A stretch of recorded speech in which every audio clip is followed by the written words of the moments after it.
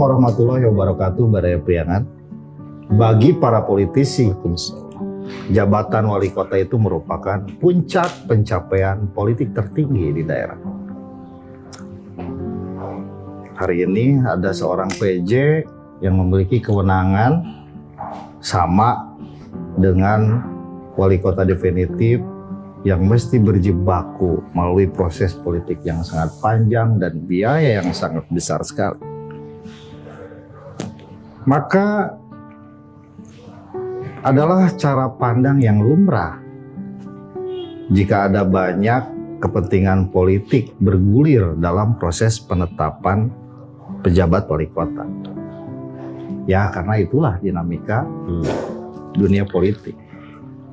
Berbagai media nasional melansir kabar jika Kementerian Dalam Negeri menjamin kualitas, profesionalitas, dan kapasitas pejabat kepala daerah yang akan ditetapkannya. Bahkan mereka, para pejabat itu bilang proses penetapan PJ itu akan dilakukan secara transparan. Tapi tampaknya Gubernur Jawa Barat agak khawatir dengan persoalan itu. Pak Ridwan Kamil dalam sebuah media meminta kepada pemerintah untuk bersikap independen, tidak terpengaruh kemungkinan adanya lobi dari partai politik yang menginginkan suatu nama dipilih menjadi PJ kepala daerah. Hal tersebut adalah hal yang wajar mengingat pada tahun 2024 besok akan ada pesta demokrasi, baik pileg, pilpres, maupun pemilihan wali kota. Dan prosesnya akan dimulai sejak tahun 2023, tepatnya tahun depan. Kemungkinan beban politik apa yang akan mengganggu nih si PJ ini bekerja untuk kota Tasikmalaya, untuk masyarakat Tasikmalaya? Kemungkinan beban politik apa? Dan bagaimana definisi sikap netral yang harus dilakukan oleh PJ wali kota? Dalam satu kesempatan, Pak Dr. Asep bilang, semuanya juga memiliki beban politik. Coba dijelaskan, Dok. Iya, sebetulnya kan kalau kewenangan penetapan penjabat, ya kepala daerah itu ketika Mendagri menetapkan A si B, si C gitu, maka ada satu mereka kan pejabat karir ASN. Kalau yang kita konteksnya kota Tasik ya, sebab di Aceh ternyata ada pejabat militer, di DKI kan kemarin juga ASN, Jawa Barat kemarin polisi. Ya, Jawa Barat kemarin begitu. Jadi kalau konteksnya di kita nih, karena konteksnya di kota Tasik ada 3, ini ASN.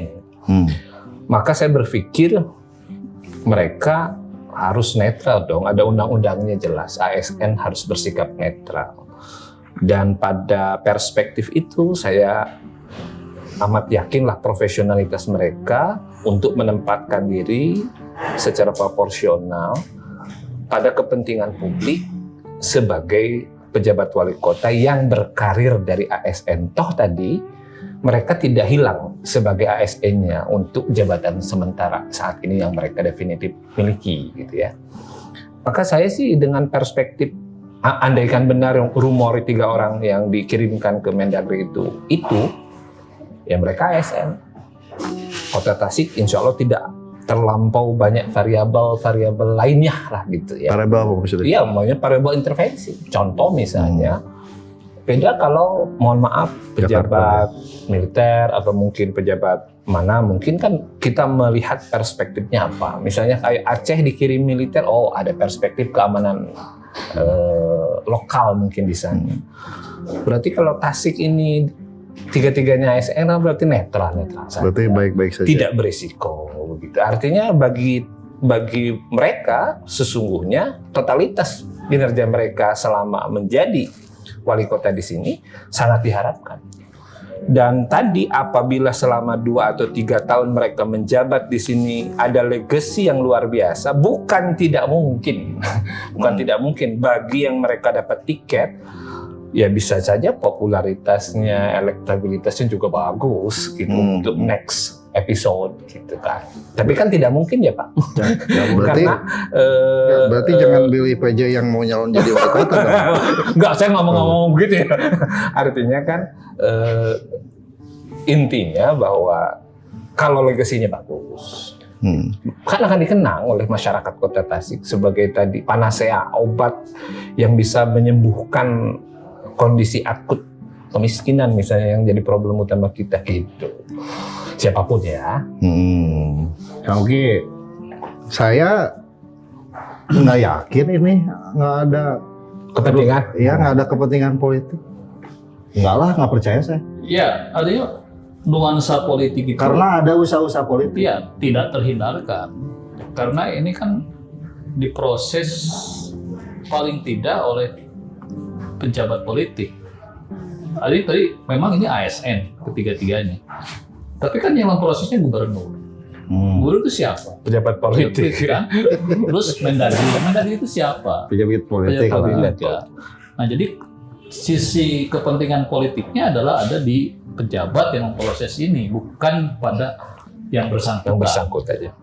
Tapi saya kira itu suatu hal yang lumrah saja, gitu ya. Yang menjadi persoalan mungkin tadi ketika konteksnya bukan konteks politik, tapi konteksnya pemilu. Nah, adakah misalnya kepentingan-kepentingan dalam penempatan PJ ini untuk kepentingan pemilu? Karena memang waktunya kan Bersama. berdekatan gitu, atau mendekati menjelang pemilu gitu ya. Nah, di sini apakah misalnya ada kepentingan partai tertentu Untuk gitu ya, memenangkan partai atau tertentu, kepentingan kandidat tertentu, karena kan mempersiapkan kandidat presiden, karena ada pileg, ada pilpres, mempersiapkan kandidat wali kota. iya, gitu ya. Itu yang mungkin kita harus lihat nanti gitu ya. Jadi dari sisi kepentingan politik itu tidak terhindarkan, tapi dari sisi kepentingan pemilu ini yang mungkin akan berbahaya gitu ya. Artinya jangan sampai resources yang kita punya digunakan untuk Mobilisasi. mementingkan pemilu atau mementingkan partai tertentu atau kandidat tertentu gitu ya. Gitu ya. Nah, dari sisi ini barangkali pemantauan kita atau pengawasan kita terhadap PJ itu nanti agar tadi fokus pada politik untuk membangun gitu ya. Saya kira di situ titik tekannya gitu ya. Gitu. Tapi walaupun ada kepentingan-kepentingan politik yang tidak bisa dihindarkan, itu harus ditekan sampai ke titik yang minimal. Gitu ya. Artinya tidak boleh mengganggu kepentingan-kepentingan tadi, bagaimana soal kemiskinan, soal lagi pertumbuhan ekonomi, Bujakan. dan menciptakan kondusivitas di masyarakat. Saya kira itu yang penting PR buat PJ yang akan datang. Pak Ketua gimana? Ya, salah satu lembaga yang Benar paling- nggak sih rumor-rumor itu? Kalau ini diusung oleh Anu, si ini belakangnya si Anu gitu. Ya kalau berita ada sih, tapi tidak harus kita yakini itu ada gitu. Karena kita meyakini bahwa lembaga yang paling kuat berhadapan dengan PJ itu adalah DPRD sebetulnya. Kuncinya di situ. Sepanjang DPRD mampu menjabarkan fungsi-fungsinya, saya kira kontrolnya nggak ada masalah. Nggak ada masalah. Berarti besok DPRD harus benar-benar Makanya keluar. tadi harus ada Menguasai. penguatan. Iya, tapi betul-betul dia harus menguasai masalahnya dulu. Dan sekarang ada beban kan, bukan dari partai juga. Iya. Ada ditegur sama ketum atau sama DPW atau sama Ya kita DPP. tidak tahu itu ya, tetapi ya artinya gini, relatif loss lah gitu ya. DPRD itu relatif loss. Siapapun yang jadi lah terserah. Memang dari awal juga sudah begitu. Yang bikin recoknya kan surat Mendagri itu.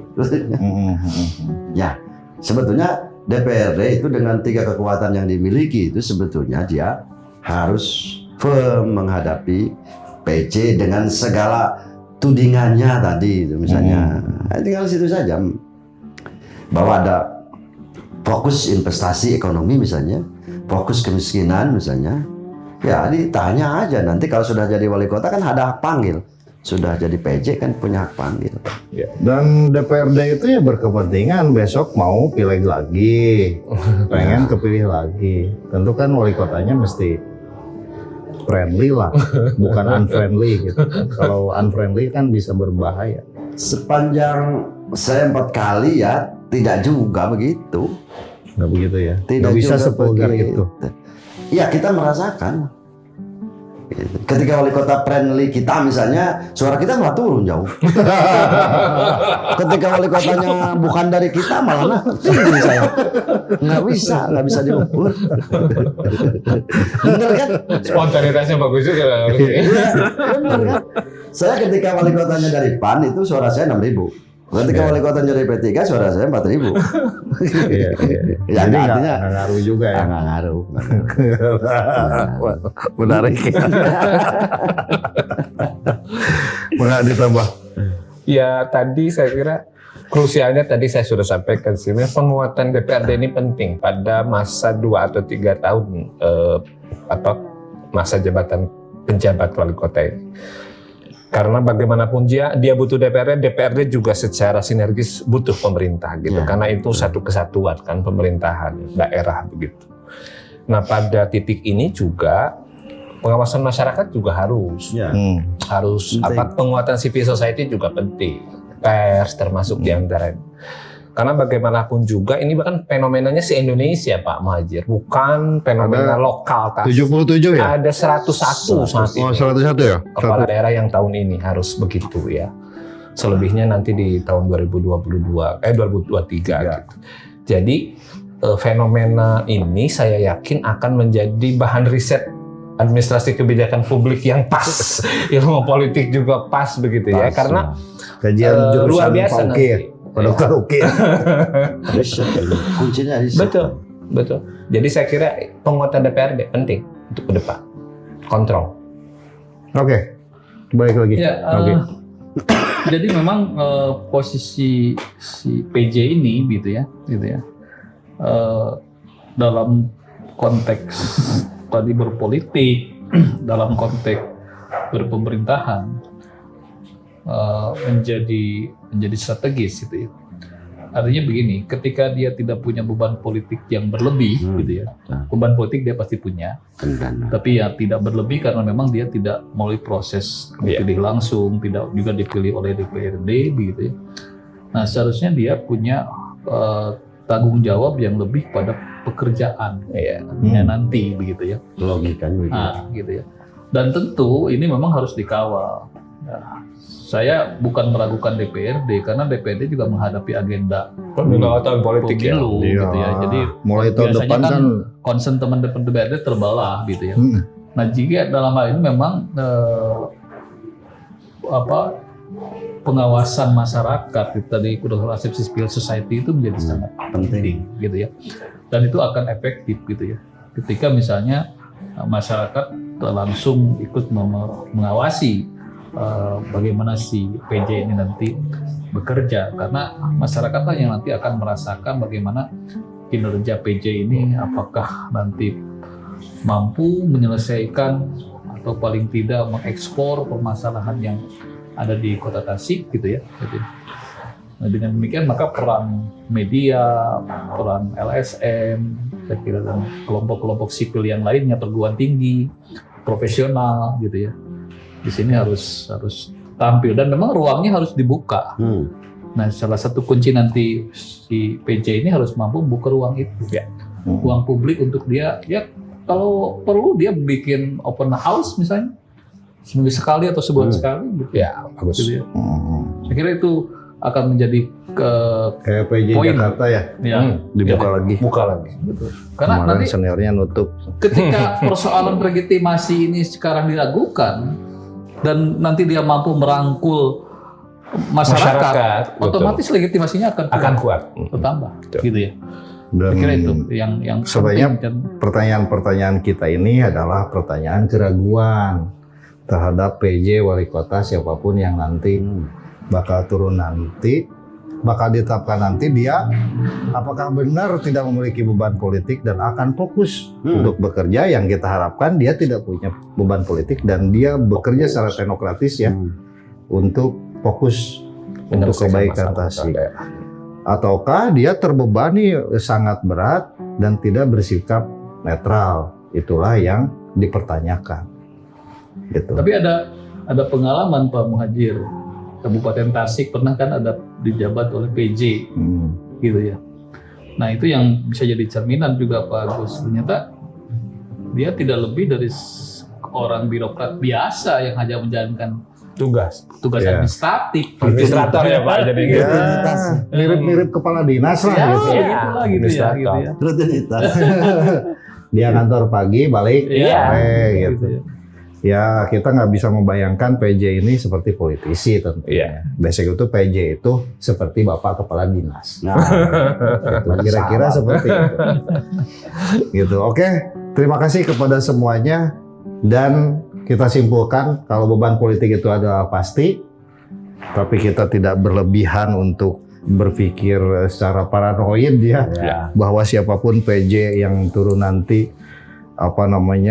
didomplengi oleh satu kepentingan politik partai tertentu, kandidat calon presiden ataupun calon gubernur atau bahkan calon wali kota sendiri didompleng oleh itu sehingga dia rikuh dan jadi memiliki beban politik yang sangat berat.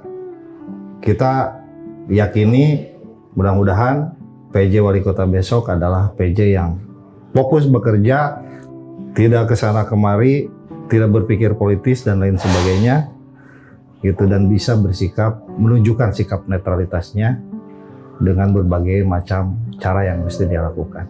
Terima kasih. Kita akan kembali di perspektif episode berikutnya. Assalamualaikum warahmatullahi wabarakatuh. Waalaikumsalam warahmatullahi wabarakatuh.